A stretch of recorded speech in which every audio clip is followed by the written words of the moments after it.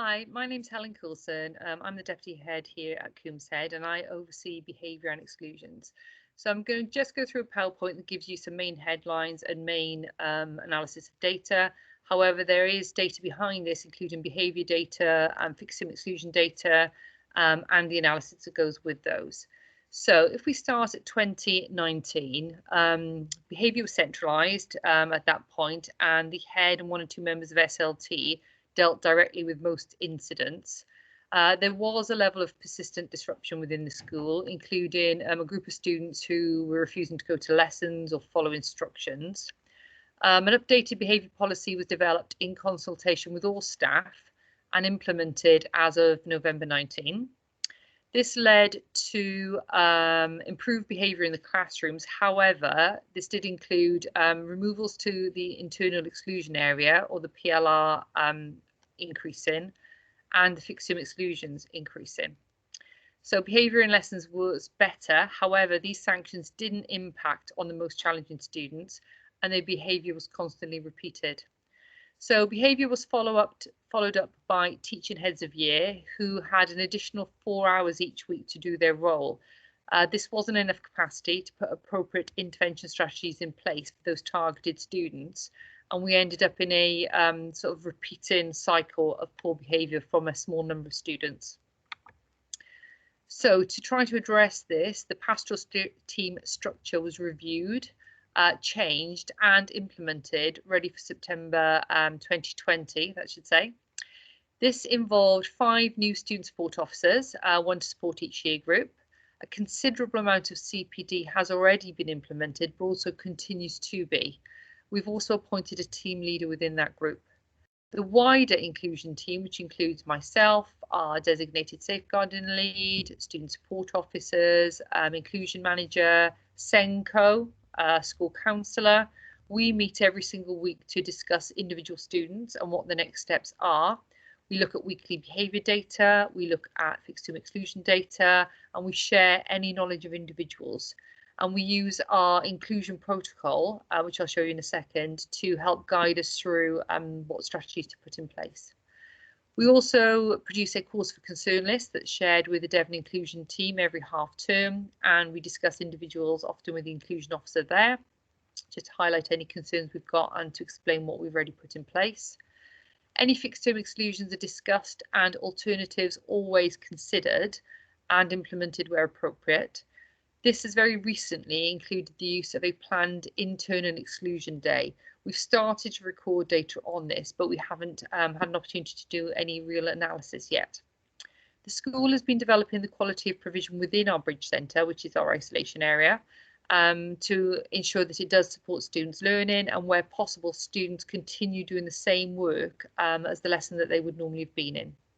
Alternative provision, outreach, managed moves are all also used to try to support individuals and try to avoid fixed term exclusions or permanent exclusions. So in terms of behaviour data, so we've got really detailed behaviour data on incidents, sanctions. We get this updated each term. I normally analyse this and I share it with SLT, the governing body, pastoral team, curriculum team leaders and so on. So we're all aware of how that's working and what that's looking like. So the main areas of improvement between 2019-20 and this year, 2021, are the following. So there was a decrease of 1,607 recorded behaviour incidents. So that took us from 8,836 to 7,229. There was a significant decrease in recorded incidents from year 9 as they went into year 10 and from year 10 as they went into year 11. They nearly halved. The number of recorded incidents decreased this year from December onwards in particular. We feel that was the impact of the new pastoral team and the new procedures we'd put in place. There was a reduction in recorded incidents for free school meals pupils, Ever 6, pupil premium students and so on. So you can see the details there. There's also been a reduction in recorded incidents for SEND students from 45 to 39%. Both, again, of those last 2 points, so the disadvantaged students and the SEND students, we feel there's been a reduction because there's been more capacity and more strategies in place from the combined student support team and the SEND team. So we're really pleased with that, and we think that will continue as we move forward. So that's just an overview of something that we took a long time putting together called our inclusion protocol. So basically all students within the school come into one of those sort of 5 levels. Level 1 will be the vast majority of students who, occasionally may get things wrong, but on the whole, working really well. You can see there's a list of things that we put in place across the school as universal provision that would support all students. And then as you go up, level 2, level 3, obviously level 4, level 5, that's increasing levels of concern there, or increasing, behaviour incidents, increasing number of fixed term exclusions. And what we've got there is kind of a suite, if you like, of strategies and support that we can put in place depending on the individual student. So it's not a tick list, it's not we have to go through every single one. We use our inclusion protocol as the basis of our weekly inclusion meeting. So we look at student data, we look at any fixed term exclusion data, we look at this and we say, okay, so for student X, where have they got to? Are they moving on to a level 2? Are they moving on to a level 3? What have we put in place? And sort of give ourselves time frames to get that done. Very occasionally, a student might jump all the way very quickly from a level 2 to a level 4, but generally they follow that pattern, and that helps guide us as a team as to what's the next step. So 2 main really positive bits of exclusion kind of headlines really. So one is we've done a direct comparison of the autumn term from last year to this year. Both the number of exclusions and the number of sessions have decreased by 17 and 11% respectively. However, what we are even more pleased about is that since we've come back since lockdown 2, so for the 4 weeks of spring term 2, half term 2, what we've seen now is some really good kind of reduction in exclusion data. So hopefully you can see that it's tricky to directly compare the whole year because we've had different types of national lockdown. However, if you look at half term 2 for the spring term, the number of exclusions has decreased from 39 to 20, which is nearly 50%, even though they were here for 4 weeks. And the number of sessions has been impressive. That's decreased from 125 to 43, so that's a 60% decrease compared to last year. That demonstrates a clear reduction in fixed term exclusions, considering the students were in school for 4 out of the 6 weeks, and for the other 2 weeks, we still had a percentage of the more challenging students in school. We feel this is due to the impact of the new pastoral team and procedures. The pastoral team now know their year groups, they're familiar with our inclusion protocol, they know how to involve outside agencies and how to refer them.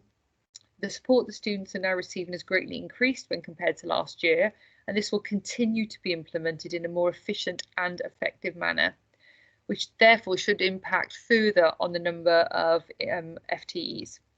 The school's also started to use other sanctions, such as internal exclusion instead of FTEs. We haven't really implemented that long enough to have a good detailed analysis on that yet. However, that has been planned.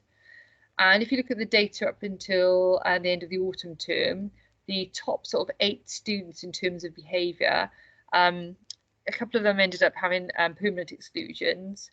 A couple have been moved on to alternative provision. Some are waiting for specialist support, and the 3 that are sort of still in mainstream school haven't had a fixed term exclusion since then, and the number of behaviour incidents has significantly reduced. So it is showing an impact.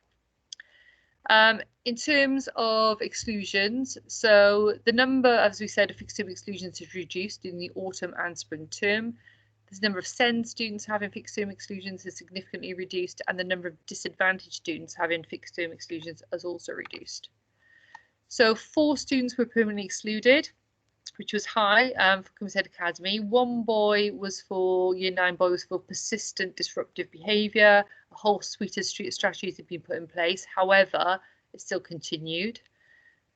1 Year 10 boy was excluded not as a one-off, but for threatening behaviour towards staff and actually assault on staff, which all came about very quickly and was really, really serious incidents.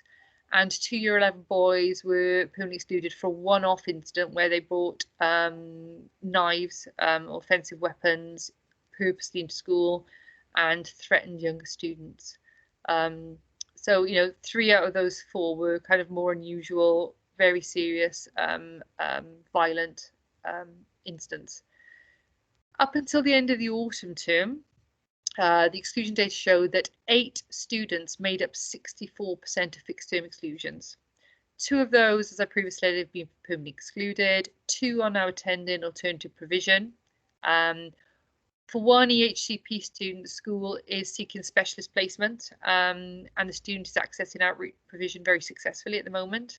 The other 3 students, as I said, have all seen major improvements in terms of reductions in behaviour points. They've had no fixed term exclusions during the last few weeks of the autumn term, and this has continued now since the 8th of March. So we see that as an example of the impact of some of our individual strategies. Just in terms of generally, so year 9, we are well aware, have the highest number of exclusions. They've got the highest number of pupil premium students, SEND, and others struggling the most with attendance. In year 7, 1 student in particular has been excluded for 37 sessions. That makes up 19% of all the exclusions.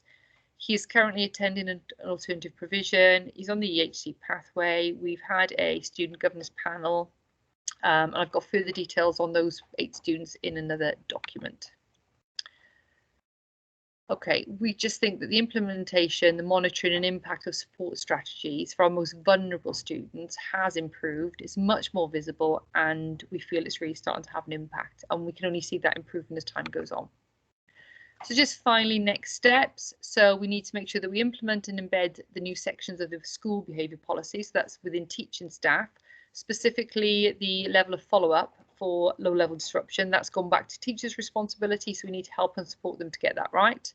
We need to continue and grow the new pastoral team of student support officers and year team leaders.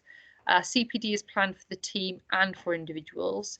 This so far has included things like Thrive, early help, safeguarding, attachment training, as well as sort of internal training on school procedures and policies and so on. We need to grow the pastoral team leader role. She's absolutely brilliant already, but in terms of the impact on student behaviour and attendance, we need to identify and target students earlier to try to put all these things in place to stop the behaviours escalating. For the SEND and pastoral teams to further develop their working protocols to make sure that we support the vulnerable from the very earliest point. For teachers to take back responsibility for behaviour in their classrooms and to be supported by their curriculum team leaders in the first instance, and ensure appropriate CTPD is in place to support this.